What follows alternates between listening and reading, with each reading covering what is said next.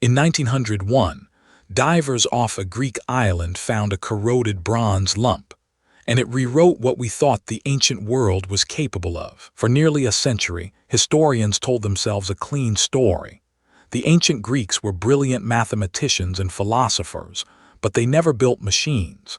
They had no gears, no precision engineering, no mechanical computers. It was a reasonable assumption, given the evidence in front of them. Then, in 1974, a British physicist named Derek de Solla Price held that corroded bronze lump under X-ray fluorescence. What he saw inside changed everything. The decision to scan it, a gamble, given how fragile the artifact was, cost time and resources. But Price made the call anyway. Inside the barnacle-crusted exterior lay something impossible, at least 30 interlocking bronze gears, arranged with mathematical precision. The object came from the wreck of a merchant vessel that sank near the island of Antikythera around 100 BCE. A sponge diver named Elias Stadiades spotted it while working at roughly 200 feet below the surface. He made a split-second judgment: surface and report it, or risk decompression sickness staying longer. He chose to surface. That decision, made under pressure, with incomplete information, meant the artifact survived long enough to be recovered. The crew that followed made their own calculation. How long could they safely work at that depth? They decided on brief salvage dives over several months, pulling up bronze statues, pottery, and coins. Almost no one noticed the corroded lump. It sat in a museum storage room in Athens, unlabeled, for 65 years. The accepted story went like this: the Greeks were theorists, not engineers. They built temples and statues. They wrote philosophy, mechanical clocks, precision gearing. That was a medieval European invention. The ancient world was intellectual but not industrial. This narrative was comfortable. It fit. And it was plausible enough that no one pushed back hard until Derek de Solla Price decided to look. Price's X-ray images showed the truth. The mechanism contained at least 30 gears, some with 223 teeth, cut with a precision that would have required metalworking tools and mathematical knowledge most scholars insisted the Greeks didn't possess. But they did. The gears weren't random. They were arranged to perform calculations. Price studied the surviving inscriptions and fragments. He concluded this wasn't a decorative object. It was an astronomical calculator. It predicted the positions of celestial bodies. It computed lunar eclipses.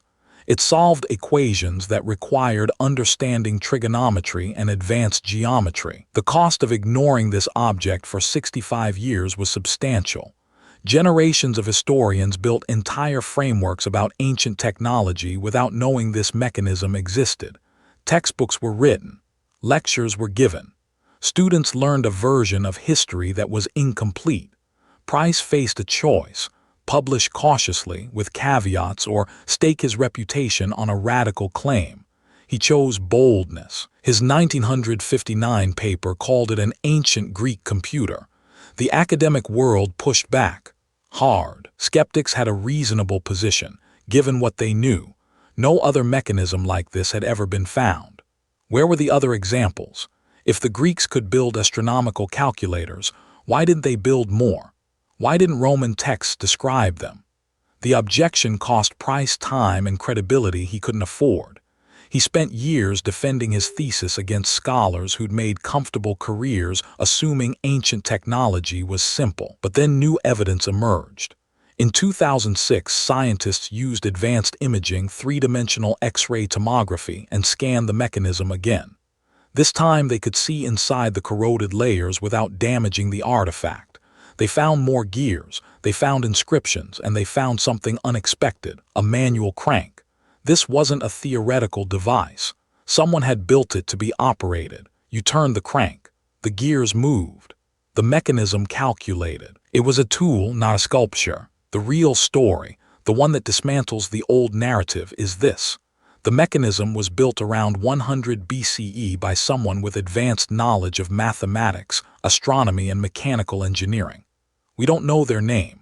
We don't know if they built others. We only know that this one survived sinking, being buried, being ignored, and finally being examined. The ship that carried it made a decision to travel that route. The diver made a decision to report it. The museum made a decision to store it. The physicist made a decision to scan it. Any one of those decisions going differently, and we'd still believe ancient technology was primitive. The implications are staggering. The Antikythera Mechanism proves that ancient Greeks possessed mechanical sophistication we didn't give them credit for. It suggests a technological knowledge base that didn't survive into the modern era, lost when the Roman Empire fragmented, when libraries burned, when knowledge wasn't written down in ways that persisted. We call it the world's first computer, but that's imprecise. It's more accurate to say it's the oldest surviving mechanical calculator we've found. There may have been others. There almost certainly were. Today, the Antikythera Mechanism sits in the National Archaeological Museum of Athens. Researchers continue scanning it, finding new details in the gears and inscriptions. Each discovery costs effort and expense, but the returns are immense. We're still learning what it can do. We're still asking who built it.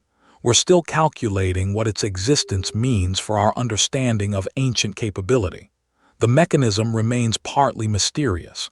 That mystery is the point. It forces us to question what we thought we knew. The cost of certainty is high. For 65 years, we were certain the ancient world lacked mechanical sophistication. That certainty was comfortable. It was wrong. The mechanism teaches us that history isn't settled. It's revised when evidence surfaces.